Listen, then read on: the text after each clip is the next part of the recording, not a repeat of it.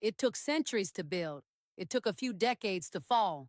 This is the story of the first globalized world and how it suddenly collapsed. Around 1200 BCE, the eastern Mediterranean was buzzing. Kingdoms glittered on every shore. Egypt ruled the Nile. The Hittites held the Anatolian highlands. Mycenaean palaces crowned the Greek hills. Canaanite ports stitched the coast together. Cyprus minted copper by the shipload. Bronze was the lifeblood. Copper and tin made the tools, made the swords, made the power. Trade routes laced the sea like veins.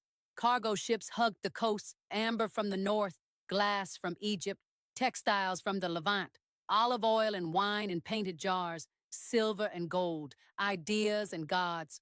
Rulers wrote to each other in clay. Diplomacy had a script. Cuneiform tablets slid between palaces, gifts of ivory, lapis, and chariots sealed alliances. A pharaoh might send a princess or insist he was a god among kings.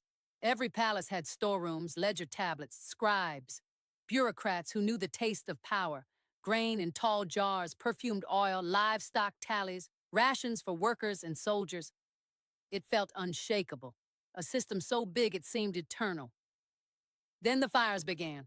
Archaeologists trace a burn layer like a scar, city after city.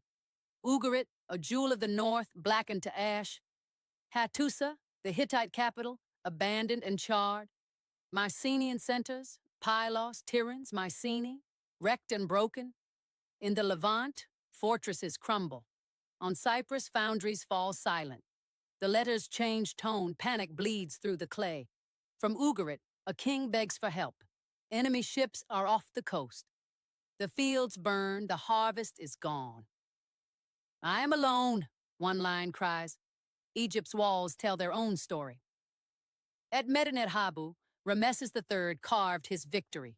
Ships jammed with warriors and ox carts, women and children aboard. Men with feathered crowns, horned helmets, round shields. Arrows darken the sky. The Nile mouth becomes a trap. Egypt holds, for now. The inscriptions give names. Shurden, Shekelesh, Peliset, people of the sea. But who were they? Raiders, refugees, mercenaries gone rogue, or hungry migrants seeking land? The palaces had their own troubles. Scribes in Pylos note, watchers of the coast, a last line before the tablets harden in fire. In Greece, the writing stops. Linear B vanishes. For centuries, silence. The Hittite Empire flickers and dies. Its web of vassals snaps. Assyria pulls back and waits. Phoenician cities survive on grit and ships. The world narrows, imports disappear, luxury dries up, local pottery replaces fine ware, trade shrinks to oar's reach, villages become the new normal. What caused the fall? Not one thing, a storm of things. Climate shifts darken the horizon. Pollen cores whisper of drought. Lakes recede, crops fail, grain prices soar. Hunger turns into unrest. Unrest into revolt. Earthquakes strike in clusters. Walls tumble along fault lines. Cities burn not once but again. Repair gives way to collapse. Tin is rare. Copper is heavy. Without tin, bronze withers. Blacksmiths eye iron. Harder to work. Abundant when bronze dries up. Change creeps in through necessity. Trade routes, once arteries, become liabilities. Block a strait, lose a port, cut a kingdom at the knees. Complexity becomes fragility. Every palace depends on every other. On farmers, on scribes, on sailors, on allies. Break enough links, and the chain fails. The sea peoples are not the cause. They are a symptom and a spark. Egypt survives but shrinks. Rameses boasts. But after him, the Nile kingdom breathes shallow. New peoples appear on old shores. The Peliset settle in Canaan. We call them Philistines. Pottery shifts style. Grain, pigs, and recipes follow them. Archaeology records a cultural blend.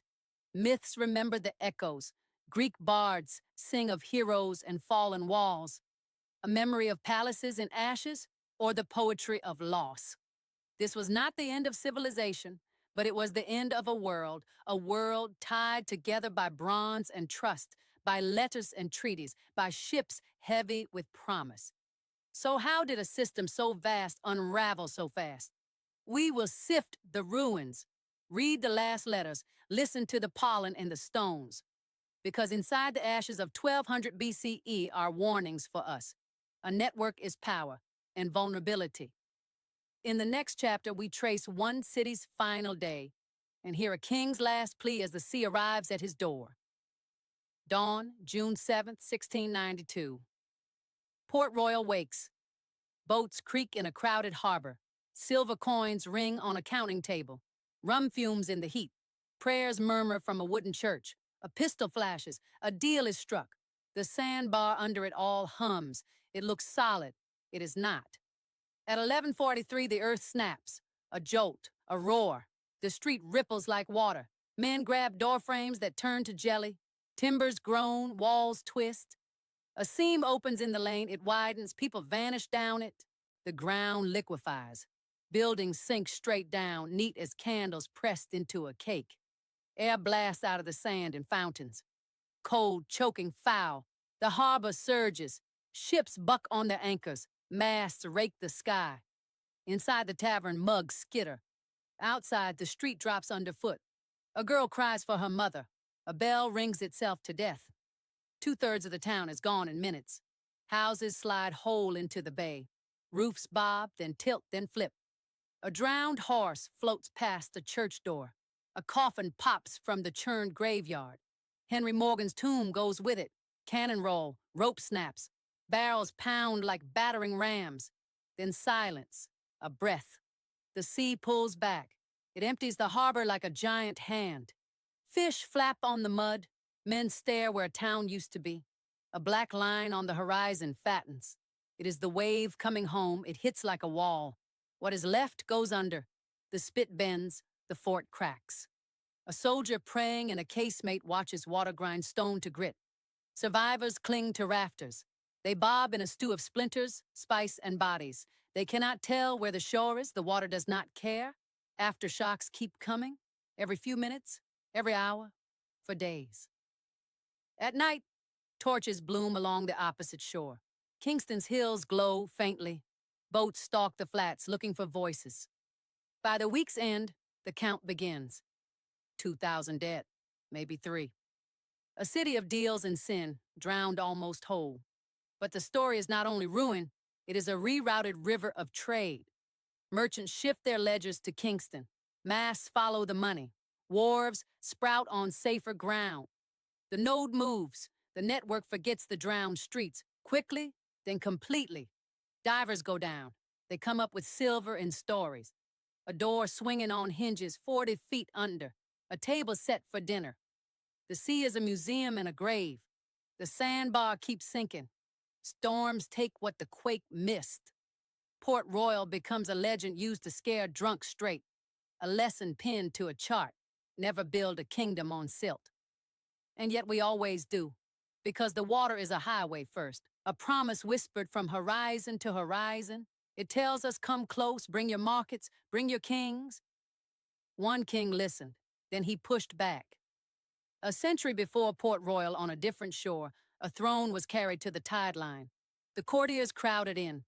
They had been flattering all morning. Majesty, you command the world. Majesty, even the sea. He was Canute, King of England, King of Denmark, King of Norway, a man who held more coast than any ruler in Europe. He sat. He fixed his eyes on the strip of wet sand where waves hissed and died. He raised his hand. See, he said, by my command. Come no further. The water heard only the moon. It washed his shoes. It soaked his robe. It crept around the throne's legs and climbed. He did not run. He let it make its point. He tasted salt. Then he stood. He turned to the men who had tried to make him a god. And he spoke the line that echoed farther than any cheer. Let all men know how empty is the power of kings against the ocean, against the one who made it. He took his crown and hung it on a cross. He wore it less after that, or so the storytellers say. The tale is bent now. People repeat it as arrogance punished. It was not. It was warning. Water builds cities, water buries them. A throne works within that truth. It never masters it. Port Royal learned in a single noon. Nut made the point before lunch. The lesson is older than both. Waves have been teaching it since the first harbor was a hollow in a reef. We listen when they shout. But the whispers come first. A slick of foam higher than last year. A dune shaved thin. A door that swells more each autumn. A good lighthouse keeper reads whispers. Eddystone taught that the hard way. Henry Winstanley built his tower like a brag. Carved and curious, crowned with iron hoops and confidence, he said he wished to stand in the worst storm to prove it. The great storm of 1703 granted the wish. The sea erased wood and man together. No witness, just wreckage. John Smeaton listened harder. He watched how oaks hold to earth. He cut granite like dovetails, locked stone to stone so pressure pressed them tighter. He turned the tower into a tree in reverse, roots of rock, trunk against the swell. His lighthouse stood and stood. The sea did not break it. It ate the reef beneath instead. Even victories are loans. The North Sea wrote a night in black ink. January 1953. A spring tide met a surge with the wind at its back. Dikes failed by candlelight. Whole villages woke in freezing water. Houses drifted in the dark like coffins. By morning, thousands were gone. The Dutch mourned, and then measured. Delta Works rose like a promise, gates that fold against blue days, teeth that bite down when the barometer drops. They did not curse the sea, they negotiated terms. Galveston learned with sand under its fingernails. The storm of 1900 took the island flat. After, they built a wall, 17 feet of stubborn. They lifted a city in slow motion, pumped sediment under porches where people still ate dinner, jacked hotels while guests slept. Street by street, they raised the ground to meet the future. When the 1915 hurricane came to test the line, it held. Not perfect, but better. History rewards homework. Sometimes the sea is an archaeologist. A gale in 1850 scraped a lid off time in Orkney. Skara Brae blinked into the wind after 4,000 years. Stone beds, stone dressers. A village revealed because a dune gave up. We think waves only steal. They also show. The Mary rose for breath in our lifetime. Tudor oak salted and sealed in silt. A fleet from a vanished court lifted by cranes that spoke like gulls. The ocean keeps receipts.